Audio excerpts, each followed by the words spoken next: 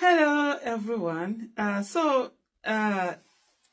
from this, Deji wanted to become the Abuja House of Rep member when he met Peter Obi. Is that so? This particular news, this particular statement is no news to me. I've heard about this as far back as when we were doing campaigns in 2023, when the whole thing changed. Initially Deji was supporting Peter Obi. All of a sudden, he just came, he changed, and then there was that massive attack on Obi, almost as if he was so desperate for Obi not to succeed.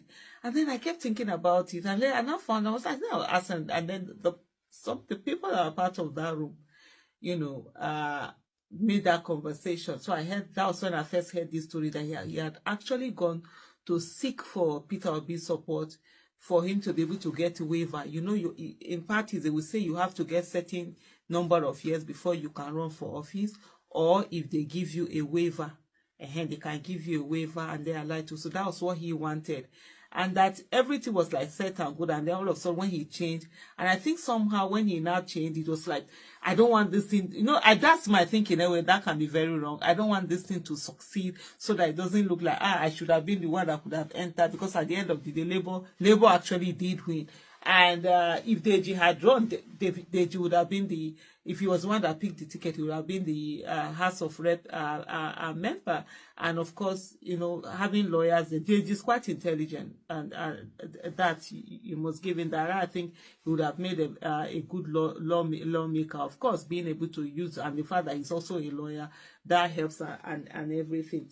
But I've heard this. But for me, in my own thing, one of the things, like I always tell people, I say, look, as you see me like this, I know they report news. I don't break news. I don't bring, even if I know of something, even if it happens in front of my eyes, until and unless someone, a newspaper, media carries it, breaks it, put it out, I don't talk about it. And so I've seen a media report about someone, it's an account of what transpired in a meeting Deji had with Obi from an eyewitness. So this person said he was even the one that brokered that meeting where Deji Adeyanju wanted to meet Mr. Peter Obi. He was the one that took Deji there. And this is what he said. He said, why Deji Adeyanju's fallacy on Obi cannot stand. Ike Abonyi, who was at the meeting, reacts. And this is what he said. He said, it would be unfair to my conscience as a Christian and a journalist to allow Deji Adeyanju to continue with his false narrative in the name of activism on Peter Obi. Sometimes in July 2022, ahead of the 2023 general election, and Peter Obi had picked the Labour Party presidential ticket, Adeyanju was one of his ardent supporters and was contemplating running under the Labour Party for the Amak seat in the House of Representatives.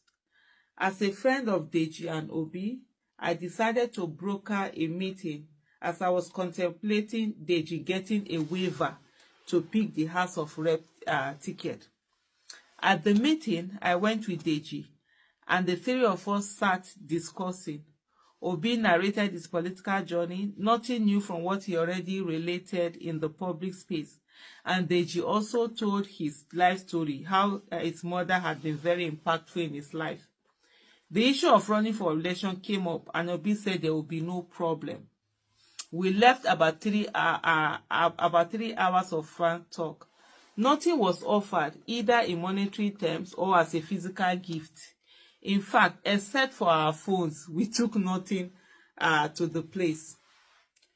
A few weeks later, Deji was quoted as saying that Obi came to offer him money, but he refused, and that Obi told him he invested in the family business as a governor. So on a very serious note, let me even get this. So you're meeting someone for the first day. That's the probably first meeting you people are having. Since this guy had to broker, because even if it's not the first meeting, maybe that means you didn't know each other well, you understand? And then he will just sit down and now start telling you that he did this, he did that he invested government money in his money. Not that sounds absurd. If it was someone that you investigated and found this, that's even a different thing. That he now open mouth, wow, I was not telling you that they brought to meet him first, and that you didn't know him one-on-one to call to be able to have a meeting with him on your own. Is the one that all this talking or whatever. Maybe there's something that I don't know. He said, I didn't know what caused the sudden fabrication, whether he was expecting Obi to have offered something and was disappointed it didn't come. I couldn't make sense out of it. I called Deji. I wanted to know if he met with Obi after our meeting, and he kept mum. Because that's the only, because this guy said that he was the one that brokered the meeting. He was there with him. There was no exchange of money. He had to call him to say, after we met, did you do another meeting with him? Maybe it was in that meeting that this whole thing about being offered money, you know, I came in. And then he said, let me see, okay, let me go back to say, I didn't know what caused the sudden fabrication, whether I was suspecting Obi to have offered something. I was disappointed it didn't come. I wouldn't make sense out of it. I called Deji. I wanted to know if he met with Obi after our meeting, and he kept mum. I was forced to issue a statement done to clarify the issue, and he said he did this in 2022. Is it that time when somebody was busy looking for vote and going all around the country? Where do I even have time to sit down and be checking this? But he did say, he replied where he said for him, according to that 2022 statement that this particular journalist had made, he said it's live from the pit of hell. Abonyi replies Adeyanju over comment on Obi. And they say, I therefore still find it necessary to restate the story of what happened and to express disappointment that someone I call a friend should go on such a voyage of blackmail blatantly. In 2022, when this happened, Deji was not yet a lawyer but a student. I had thought that after being a lawyer called to the Nigerian bar at such an adult age to fight and defend truth and justice, Deji should not indulge in this type of fallacy and should appreciate why a person like Obi will do anything to defend his hard-earned reputation. I will therefore urge Deji to strive to be honorable and follow the path of truth if he hopes to grow in the legal profession. Signed, Ike Abonyi, journalist. And for me, this is the part that many people don't seem to understand. A lot of things that Deji would have said when he was not a lawyer, those ones you can ignore them. It's not just talking. But as a lawyer, called to the Nigerian bar, you cannot ignore the things he's saying. They are too weighty for you to keep quiet and say that, oh, it's just someone just talking. No, there are certain things that you just don't let the person go.